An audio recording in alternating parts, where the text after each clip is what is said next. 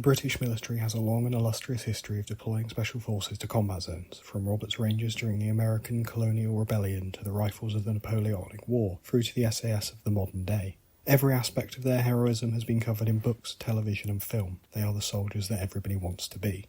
So for one unit engaging in this work to be almost completely forgotten would be somewhat surprising. A unit that served alongside Free Commando in some of the most daring raids of the Indian and Pacific theatres of World War II. They engaged in Chindit operations into Burma. It would be the first unit to operate entirely from air supply and would lay the groundwork for the modern medevac procedures that are commonplace today. That unit was black, African and a colonial regiment. It was the 81st West African.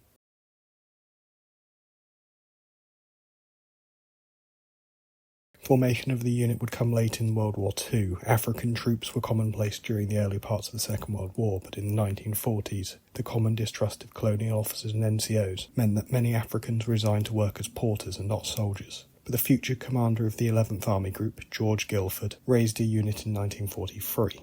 They would choose for their formation sign to be Anansi from the West African folklore, a fitting sign for the unit as he was the god of wisdom and trickery, two characteristics the unit would use in spades. Following a somewhat rushed 5 months of training in Africa, the unit would be deployed to India under the command of the 14th Army under Sir William Slim, where they would train in jungle warfare and primarily the use of air supply, something that would become useful for their mission set.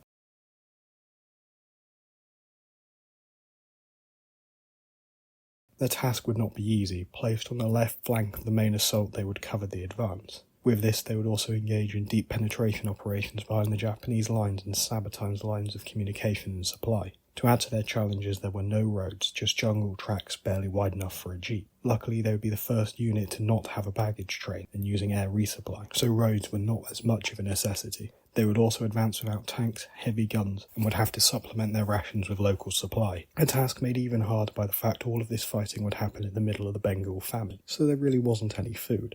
But for the disaster the first attack down the Arakan Peninsula would become, the 81st would succeed and begin to fortify the new territory they had captured. This would begin by hacking new jeep paths through the jungle, nicknamed the African Way. It would lead to a series of forward airfields they had also cut out of the jungle to allow them to continue resupplying and setting up for their next attack. Whilst creating their jungle paradise, the reconnaissance element of the regiment would launch a number of Chindit and commando raids into Japanese territory, in order to gather intelligence on the movements of the enemy and to cut communication lines to the front. Their most impressive action would come when they launched a raid on comms lines, but instead stumbled upon the location of the 55th Japanese Division that was preparing to reinforce the front line for an attack south of the 81st.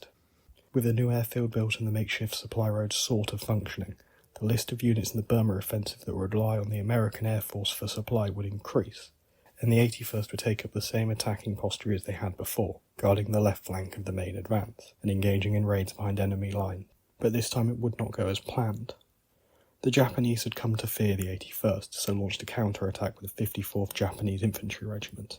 The West Africans were caught by surprise and pushed onto the back foot, retreating from their initial launch point into the Kandalin Valley. The lack of heavy guns and tanks owing to their defeat, and a lack of experience the unit had had in defensive battles.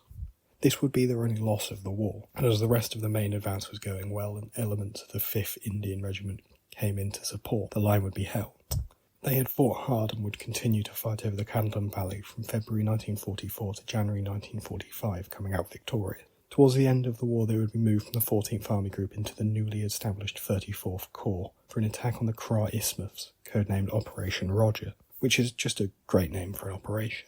This would effectively split modern-day Thailand in two and give the Allies force a way to attack down into Singapore in a similar way the Japanese had in 1942.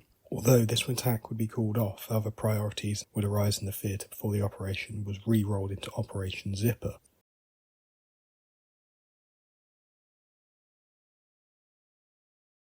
So, for a unit that had pioneered so much, many still applicable on the modern battlefield, its end would be somewhat tragic. The original plan was for the unit to be retained in West Africa at the end of the war, but with a mainly white officer corps wanting to retire back to Britain and distrust of black officers still prevalent, the unit would be disbanded without ceremony and have its colours stood down.